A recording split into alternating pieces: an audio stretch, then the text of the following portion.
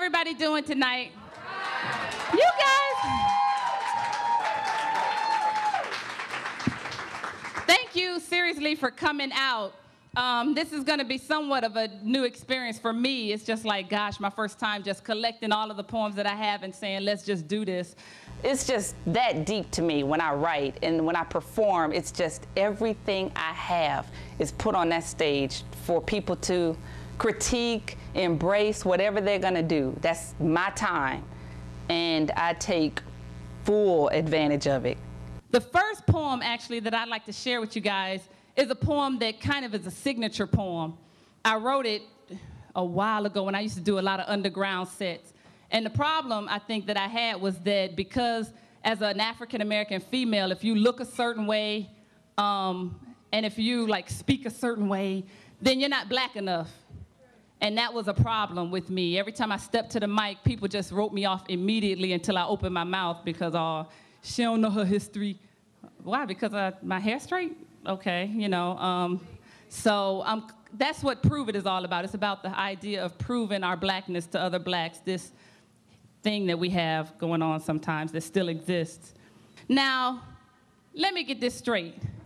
We never really once met, and you don't even know my name. Yet, with just one glance, you can state my claim to fame. I mean, with just one look, you read me like a book. To call me bougie in my suit as I drive home from my job, and to say that I've sold out because I don't dress like a slob. And because I don't wear my Afrocentrism on my sleeve or have a chip on my shoulder, you've concluded your blackness is much badder and bolder. So now, you have taken your prejudgments too far, and you've rightfully pissed me off at this day-to-day game you play. The moment I stepped out the womb, Prove It was my middle name. And Lord knows that's an unfair and heavy grudge to bear, so I will be damned to stand by and let you go there. You think because you preach about your blackness when in everybody's view, that you're truly paying homage to those who died for you? And then you have the nerve to look at me and attempt to separate yourself and then tell me to prove my blackness to everybody else? Well, forgive me if I refuse. And instead get a little mad at this sad attempt at positivity you prevail. But the day your black face looked into mine and told me to once again prove that I was of your kind was the day that my pen set forth all these rhymes. So what, your name has an African twang and you talking European slang and thing? Big deal, your hair has got knotted up flair and they stare at the Afrocentric clothes you wear. Who the hell cares? You're no blacker than me. When my great-great-grandmother was a slave, I refused to believe yours was up in Africa free.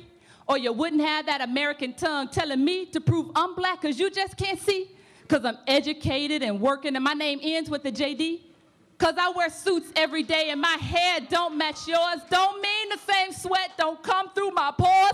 I will kick the door down that slams in my face to get rid of the dividing lines of ignorance set forth in my own race. Now, should I be offended or amused by this fact that you're confused or refuse to see or acknowledge the unique beauty that lives in me?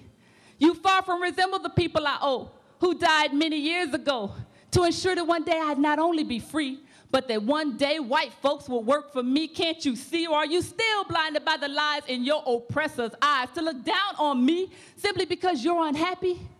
Well, since you are black, and proof you feel you do, then I'll reveal my message to you.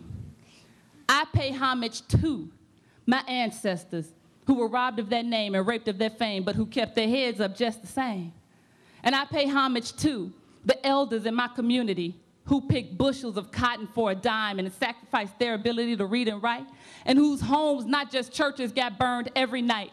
And through it all, a harsh word they never spoke because they truly believed their suffrage would lead to my right to vote. And I pay homage to my brothers and sisters who respect the lives of those who died for their right to survive, regardless of their race. For not all white folks agreed that we should be enslaved in this place. Now, if you didn't hear your category called, then you just don't fit in my mix. But it don't mean that I hate you or will waste time to debate you on the things we do to prove our blackness. Hell, if you ever get confused or forget I'm really no different from you, then let's stand together hand in hand in front of the Klan and just watch what they do. But until then, Stop picking up your oppressor's bad habits. Stop picking up your oppressor's bad habits.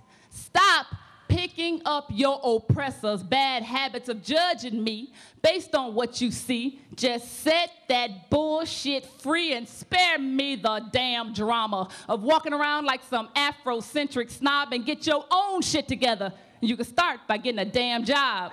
Peace.